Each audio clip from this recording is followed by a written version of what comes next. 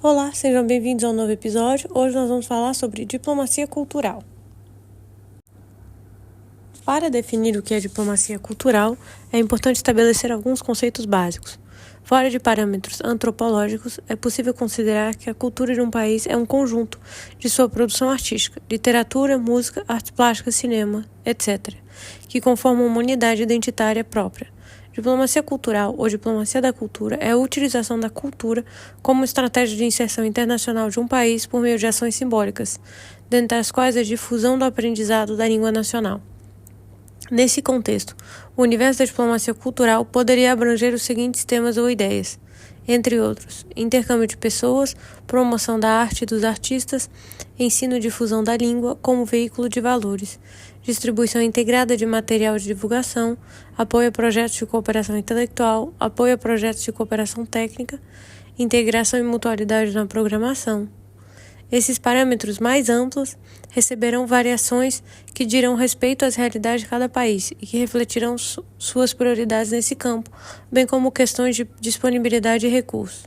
Dentro da busca de identificação de possíveis vinculações entre cultura e política externa, é bem possível estabelecer a distinção entre os conceitos de relação cultural internacional e diplomacia cultural. Considera-se que as relações culturais internacionais têm por objetivo desenvolver a longo tempo maior compreensão e aproximação entre os povos e instituições em proveito mútuo, ao passo que a diplomacia cultural, por sua vez, seria a utilização específica da relação cultural para a consecução de objetivos nacionais de natureza e não somente cultural, mas também política, comercial e econômica. Gênese da diplomacia cultural brasileira. No caso do Brasil, a cultura é historicamente fundamental para a política externa. A cultura brasileira já se encontra difundida mundialmente, e referências musicais como bossa nova ou ainda futebolísticas como o pentacampeonato da Copa do Mundo de Futebol servem ao propósito de situar o Brasil no imaginário do público externo, o que tem efeitos majoritariamente positivos e ainda, por vezes, redunde na reprodução de estereótipos. É possível tratar as ações culturais na história diplomática do Brasil com maior grau de institucionalização desde pelo menos a década de 1930. Desde os tempos de Império se questionava a imagem do Brasil no exterior. Bruno Miranda Zétola chama esse período de pré-história da diplomacia cultural brasileira, indicando como exemplo de iniciativas as missões francesa e austríaca, bem como a revista Niterói, elaborada por 2 diplomatas e um futuro servidor do Itamaraty, respectivamente Gonçalves de Magalhães, Torres Homem e Araújo Porto Alegre, e os convites de Dom Pedro II a grandes figuras europeias para ajudar a projetar a identidade nacional no contexto da criação do Instituto Histórico e Geográfico Brasileiro, IHGB, 1838.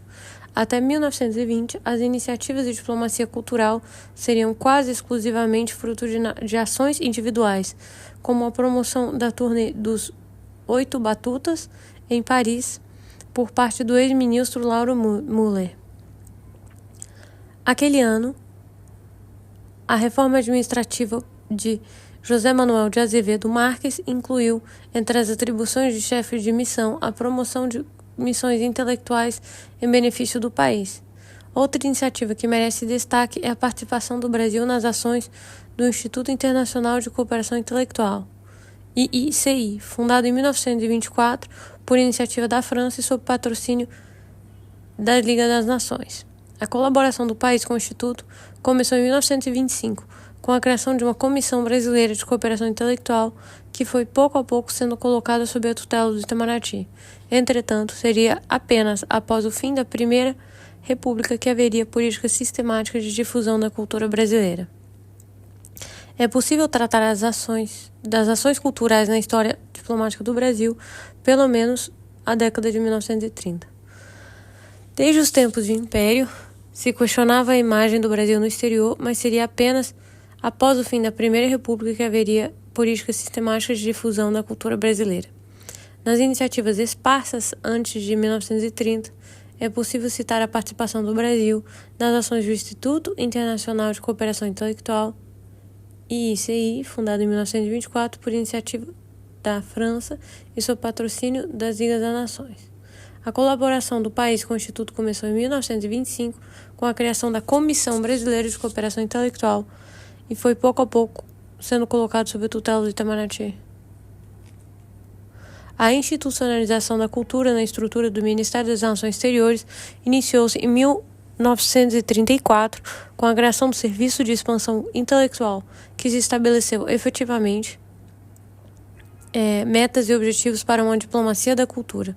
O Serviço de Expansão Intelectual buscava fazer discretamente a propaganda dos valores literários do Brasil no estrangeiro, tirando-se o mais que possível o caráter ostentatório de propaganda oficial aos trabalhos. Em 1937, a iniciativa foi substituída pelo Serviço de Cooperação Intelectual, SCI, mudança promovida pelo então ministro da Educação e da Saúde, Gustavo Capanema, que visava a uma ampla e intensa campanha de propaganda e de cooperação intelectual calcada nos modelos da Itália, Rússia, Alemanha e Portugal.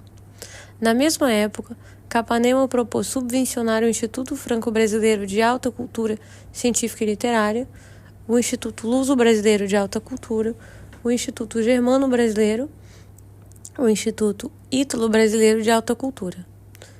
O serviço, convertido em Divisão de Cooperação Intelectual, DCI do Itamaraty em 1938, buscava atender ao expediente do Ministério das Relações Exteriores na parte referente às relações culturais com os outros países, a difusão da cultura brasileira e a divulgação de conhecimentos úteis sobre o nosso país nos principais centros estrangeiros.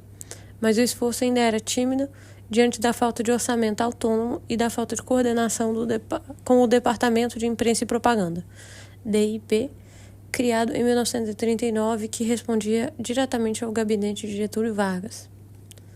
Apesar de a Europa ter sido o primeiro alvo da diplomacia cultural brasileira, a América Latina ocupou um lugar cada vez maior no dispositivo em prática pelo Itamaraty nos anos 1930, com a assinatura de numerosos acordos de cooperação intelectual.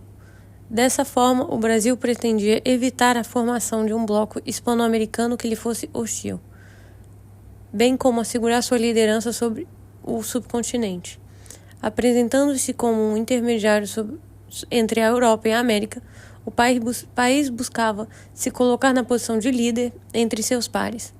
Também é possível mencionar a reação brasileira à política da boa vizinhança, dentro da ideia do reforço da equidistância pragmática. Nessa época, Ásia e África não foram definidas como alvos da diplomacia cultural brasileira. A atenção especial em relação a Portugal foi um dos esforços feitos pelo SCI desde sua criação para difundir o português falado no Brasil. Nesse sentido, esteve presente o modelo francês de diplomacia cultural, segundo o qual a língua é um instrumento incontornável para conhecer uma cultura. Esse tropismo em face de Portugal, esse interesse demonstrado pela língua portuguesa, deve ser lido nos termos do debate sobre a identidade nacional que agitava os intelectuais brasileiros desde 1920. Destaca-se a existência de uma dicotomia entre os conteúdos valorizados pela política externa, que correspondiam globalmente à cultura erudita, e os elementos da cultura popular privilegiados pelo Estado Novo no cenário nacional, como o samba, o carnaval, o futebol ou a feijoada. No contexto da Segunda Guerra Mundial, a diplomacia cultural era parte da estratégia de convencimento e consecução de interesses e objetivos econômico-comerciais. Exemplo disso foi a exposição de artistas modernistas brasileiros realizada em Londres em 1944, na qual foram exibidas mais de 300 obras, pinturas e fotografias para um público de 100 mil pessoas. A exposição foi vista por diplomatas ingleses como ferramenta diplomática ou de soft power do Brasil no contexto de seu engajamento direto no conflito mundial, considerando-se que todos os fundos obtidos com os ingressos foram revertidos em doações à Força Aérea Real Britânica. Diplomacia cultural após 1945. Após 1945, a política cultural do Brasil para o exterior desenvolveu-se de forma rápida, ganhando o nome de divulgação cultural. O Itamaraty também passou a estimular a participação de intelectuais brasileiros em postos diplomáticos no exterior, chegando a apontar o escritor Érico Veríssimo como adido cultural da Organização dos Estados Americanos, OEA. Durante esse período, entre 1945 e 1980, a diplomacia cultural brasileira desdobrou-se em 3 direções: o fortalecimento institucional da diplomacia cultural, como consequência do reconhecimento de sua importância junto às políticas nacionais, o crescimento da presença da cultura popular na diplomacia cultural brasileira e a diversificação dos destinatários, sejam espaços públicos em questão. Em consequência do aumento da relevância da diplomacia cultural dentro do Ministério das Relações Exteriores, houve sucessivas reformas nesse período. Em 1946, foi criada a Divisão Cultural do Itamaraty, DCI, subordinada ao Departamento Político, Econômico e Cultural, cujas competências passavam a compreender os acordos de cooperação técnica e científica, além da difusão da língua portuguesa, das artes, das letras e da música brasileira no mundo. Na década de 1950, foram criados os primeiros Centros Culturais do Brasil, CCBs, muitos deles chefiados por artistas brasileiros. A partir de 1961, a diplomacia cultural brasileira foi estruturada de maneira ainda mais sistemática, com a criação do Departamento Cultural de Informações, DCINF, antecessor do Departamento Cultural e Educacional, DCED. O Departamento Cultural e de Informações era composto de 3 divisões: a Divisão de Cooperação Intelectual, a Divisão de Cultural, a Divisão de Informações. Em 1968, a DI foi anexada à Secretaria-Geral do Itamaraty e o Departamento Cultural e de Informações transformou-se no Departamento de Cooperação Cultural, Científica e Tecnológica, DCT. Em 1978, foi criada a Divisão de Divulgação, DDI, que buscava promover a realidade brasileira no exterior com ênfase nos assuntos do cinema e da televisão. Não apenas ao Itamaraty estava restrita a promoção da cultura brasileira. A competência foi submetida a outras instâncias, como o Ministério da Educação e da Cultura e o Conselho Federal da Cultura, fundado em 1967 com a finalidade de definir a política cultural do Brasil por meio de campanhas nacionais e intercâmbios internacionais. A multiplicidade de atores implicados na definição da diplomacia cultural mostra uma vontade crescente entre as elites intelectuais e políticas brasileiras de promover a cultura nacional no exterior, algo independente da ruptura política ocorrida em 1964. Quanto à presença da cultura popular nas ações desenvolvidas pelo Itamaraty, circular programática emitida em dezembro de 1945 aponta o interesse do Ministério, sobretudo na música. Considerando o interesse crescente despertado pela música brasileira no exterior e a excelente oportunidade de defendê-la de maneira efetiva, a Secretaria de Estado das Relações Exteriores está procedendo à escolha de uma discoteca mínima da referida música em seu aspecto erudito e popular para ser remetida a todas as missões diplomáticas e consulados de carreira do Brasil, bem por seu intermédio às emissoras mais importantes do país, onde se acham acreditados e, eventualmente, as entidades culturais representativas a que possa verdadeiramente interessar o recebimento de uma dessas coleções.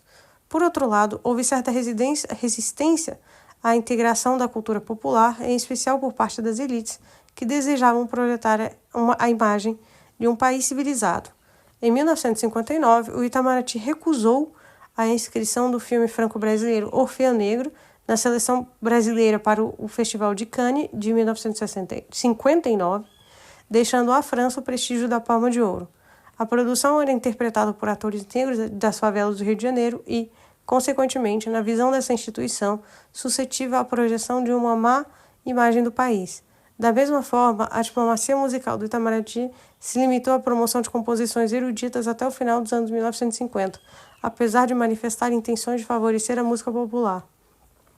Na década de 1960, o conteúdo da política do Itamaraty evolui rapidamente em benefício das artes e práticas populares, marcando nova orientação do Ministério. Assim, a diplomacia cultural brasileira obteve alguns de seus maiores sucessos nos domínios da música popular e do audiovisual, especialmente com o lançamento da Bossa Nova no Carnegie Hall, 1962, a criação do Festival Internacional da Canção do Rio de Janeiro, 1966, e com a Semana do Cinema Brasileiro em Buenos Aires, 1978. No início dos anos 1980, o cinema, a televisão e o disco continuaram como instrumentos privilegiados da diplomacia cultural brasileira, ao lado de ações mais tradicionais de cooperação intelectual e promoção linguística. Entre os exemplos, a DCI financiou o programa de rádio A Corrente de Brasília, que apresentava, através da música popular e folclórica, os diversos aspectos da paisagem e do homem brasileiro. Aos ouvintes da radiodifusão francesa, entre 1957 e 1965, após a embaixada parisiense ter divulgado junto ao Ministério as demandas de produtores franceses interessados na importação de discos brasileiros. A diplomacia cultural não serviu, nesse caso, para produzir um produto cultural, a música popular brasileira e o samba, mas sim para consolidar um interesse pré-existente do público-alvo, os europeus amantes de danças latinas. De maneira geral, o objetivo de divulgação cultural reivindicado pelo Itamaraty precisa ser relativizado. Na maioria dos casos observados, a ação cultural do Itamaraty não nasceu do desejo de divulgar produções artísticas brasileiras ainda desconhecidas no mundo. Pelo contrário, a popularidade já adquirida por produções brasileiras no exterior, principalmente no domínio do cinema e da música, que deu origem à introdução de políticas específicas, cujo objetivo era defender os interesses econômicos e estratégicos do país. Nessa perspectiva, a cultura popular apareceu a partir dos anos 1960 como um meio eficaz de promover os interesses do Brasil no exterior e de compensar a falta crônica de recursos do Departamento Cultural do Itamaraty, aproveitando os sucessos obtidos anteriormente no setor privado. Seguindo essa orientação, o Itamaraty buscou aproveitar a atração exercida pelo samba, pela bossa nova e pelo cinema novo sobre o público europeu e norte-americano para desenvolver o turismo internacional com destinação ao Brasil, como comprovaram as ações conduzidas pela companhia aérea Varig e pela empresa de turismo Embratur. O Itamaraty apoiava os artistas em função de seu sucesso na cena internacional, e não de aspectos relacionados à sua política interna. Assim, a diplomacia cultural afastou-se das repetidas políticas governamentais, defendendo do exterior uma imagem do país que era distante das representações predominantes na esfera nacional.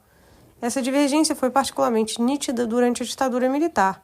Após a adoção do Ato Institucional 5, número 5, AI-5, em dezembro de 1968, quando se endureceu o regime repressivo, especialmente nos meios culturais, forçando o exílio de vários artistas. No interior do país, a mensagem era clara. Os músicos e cineastas, como Cacá Diegues, Nara Leão, Caetano Veloso, Chico Buarque, Elis Regina e Gilberto Gil, apareciam como os principais agentes de um grupo de cantores e compositores de orientação filocomunista, atualmente em franca atividade nos meios culturais, exercendo ação nefasta sobre o público. Porém, no exterior, a situação estava longe de ser assim tão direta. O Itamaraty patrocinou artistas conhecidos por sua oposição ao regime em razão de seu sucesso de público. O Ministério financiou, por exemplo, as Noites Brasileiras do Mercado Internacional de Edição Musical em Cannes, entre 1966 e 1975, das quais participaram, entre outros, Edu Lobo, Chico Buarque e Gilberto Gil. Após esse período, o interesse pragmático e a vontade de melhor servir as aspirações econômicas do país asseguraram certa continuidade da diplomacia cultural brasileira, mantendo-a mais aberta às formas populares. Ao longo das décadas de 1960 e 1970, os destinatários da política cultural do Itamaraty transformaram-se ao mesmo tempo que seus conteúdos. Anteriormente destinado aos países europeus e americanos, no início dos anos 1960, a diplomacia cultural brasileira abriu-se para o continente africano. A política externa independente, lançada por Jânio Quadros em 1961, visava, dessa forma, desenvolver as relações bilaterais com os novos estados da África Ocidental e da África Meridional, destacando as afinidades étnicas e históricas que ligavam o Brasil à África. Suspensa momentaneamente após o golpe de 1964, essa política foi retomada pelo governo militar no início dos anos 1970 com a finalidade de assegurar os interesses econômicos do país no continente africano e de resistir à forte influência norte-americana. A fim de ressaltar as solidariedades naturais entre as populações do Brasil e da África Negra, o Itamaraty financiou diversas manifestações culturais, após ter enviado uma notável delegação ao Festival Mundial de Artes Negras. O ministro lançou, em março de 1974, um ambicioso programa de cooperação cultural entre o Brasil e os países africanos, em colaboração com o Ministério da Educação, o governo e a Universidade Federal da Bahia, prevendo a criação de um museu afro-brasileiro em Salvador, o desenvolvimento de atividades de ensino e de pesquisa sobre a cultura afro-brasileira, bem como a acolhida de estudantes e bolsistas de professores africanos convidados.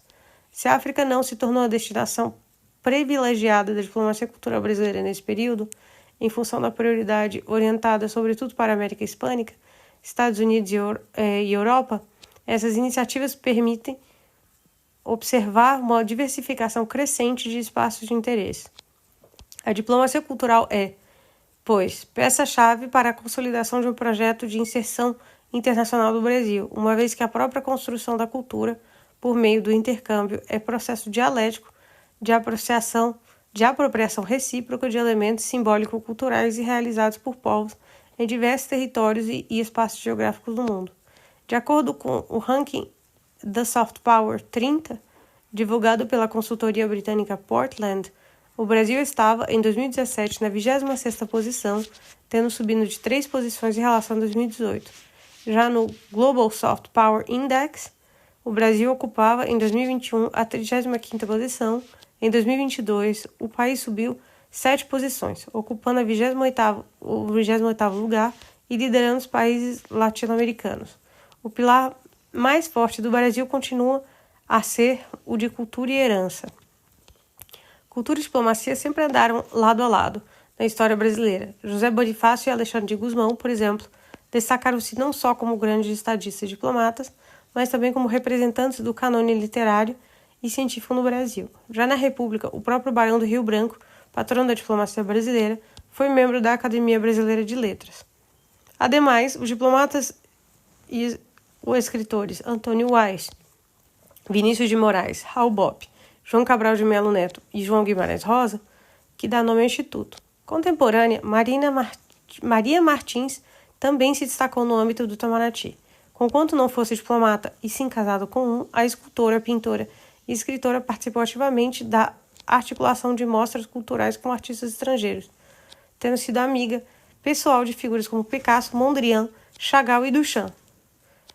Duas de suas esculturas adornam o Palácio Itamaraty, A Mulher e Sua Sombra e O Canto da Noite, essa última fixada no jardim externo. Com os nomes mais recentes, cumpre destacar a embaixadora e poeta Vera Pedrosa e o embaixador e pintor Sérgio Telles, o embaixador e escritor Alberto Costa e Silva, o embaixador aposentado e escritor Edgar Telles Ribeiro e o ex-chanceler músico Antônio Patriota, além de escritores e diplomatas João Almino, Felipe Fortuna, Gustavo Pacheco e Alexandre Vidal Porto. Em suma, a relação entre diplomacia e cultura é verdadeiramente simbiótica. Nas palavras mais atuais do que nunca, de Antônio Wise, no prefácio do livro Diplomacia Cultural, em seu papel na política externa brasileira, na realidade, o campo potencial das relações diplomáticas e culturais são infinitas diferenças culturais, razão pela qual seres humanos, sendo tão diferentes quanto o são entre si, porém mais humanos do que o supõe e mais irmãos do que o admitia o ser tenebroso tempo histórico de que a humanidade busca livrar-se.